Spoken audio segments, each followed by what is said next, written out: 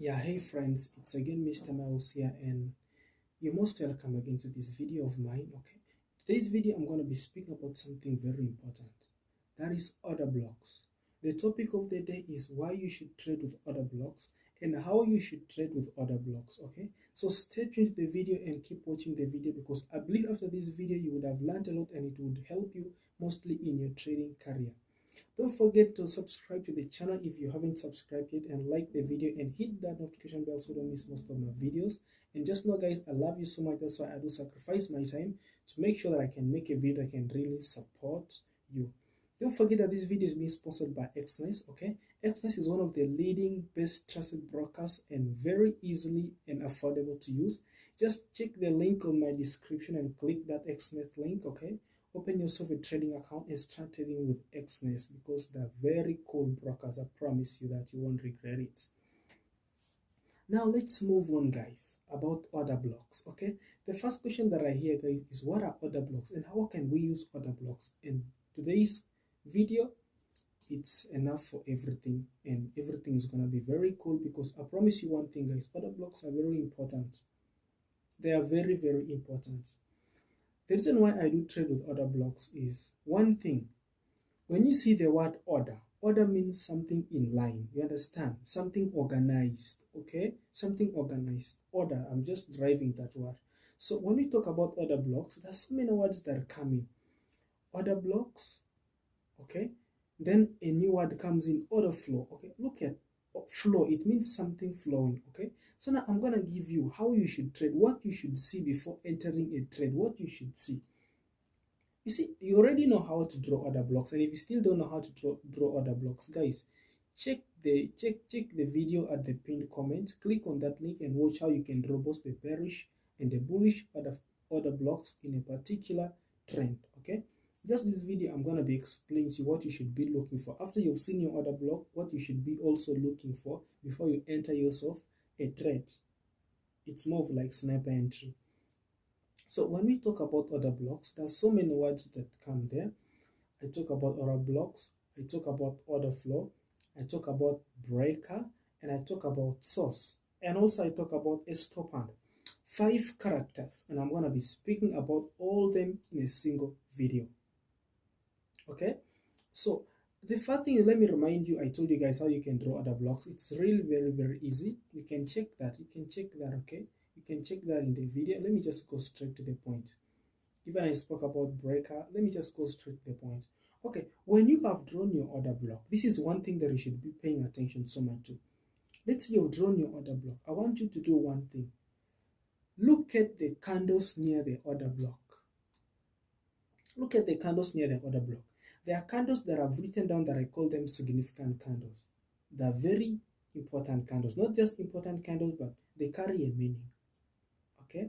The reason why I call them significant candles, like engulfing pattern, engulfing candles, relay tracks, okay, all those candles, rejection, strong rejection candles, they're not just there, they carry a very strong meaning. So what I'm going to tell you guys is, when you always see an order block, okay, look for candles next to them and try to understand those candles and try to compare those candles with the trend. Okay, try to compare those candles with the strengths of the trend.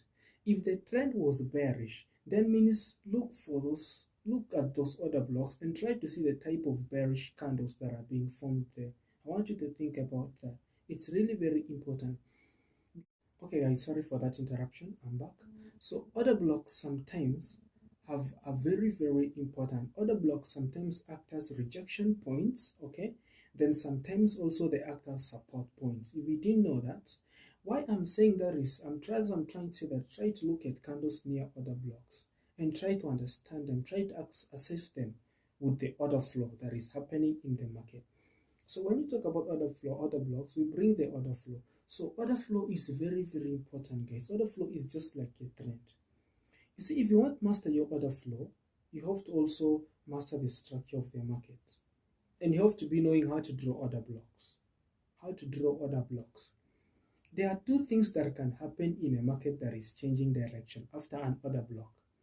The first thing that can retest to the order block to continue with the trend, Or the second thing is that it can retest to fool you and go back to the source. If you still don't know about the source, guys, then go and check my videos again. I'll be pinning all those videos about order blocks, about source in my comments.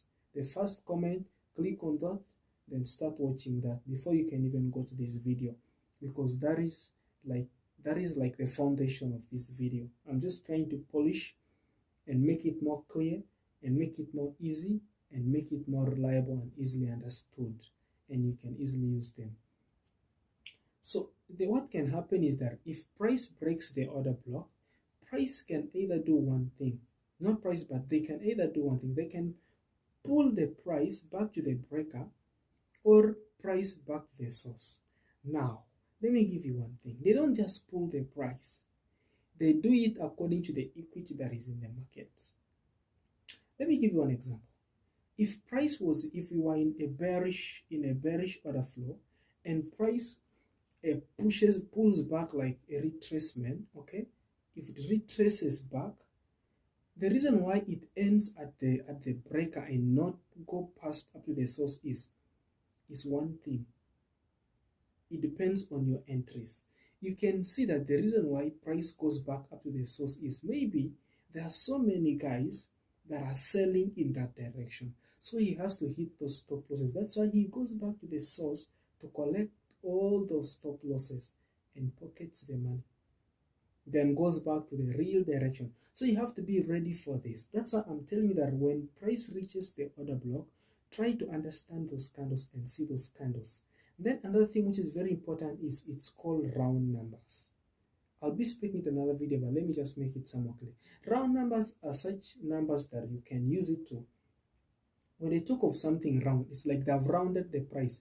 They most of the time act as points either of retracement or continuation of a trend. I'll speak about round numbers next time, guys. Then another thing that you also have to be very careful is stop hands.